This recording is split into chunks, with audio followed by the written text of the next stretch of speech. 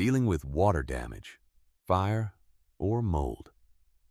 Choosing the wrong restoration company can cost you thousands and leave hidden damage behind. In Las Vegas, surfaces dry fast on the outside, but moisture hides for weeks inside walls and under tile, quietly setting up mold growth. Smoke from modern furniture is oily and acidic. It keeps corroding surfaces long after the fire is out if your contractor doesn't address it fully. First, verify IICRC certification. Ask your contractor which specific certifications apply to your job: water, mold, or fire and smoke. Next, check Nevada licensing and insurance.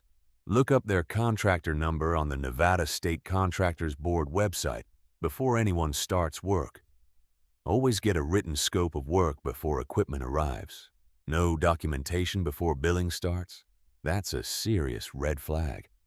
Watch out for high-pressure sign-overs of your insurance rights, vague mold protocols, and contractors with no local address to return to. If something is actively happening right now, shut off the water source. Don't disturb mold, and document everything with photos before touching anything. Industrial drying equipment, certified technicians, and proper disposal all have real costs.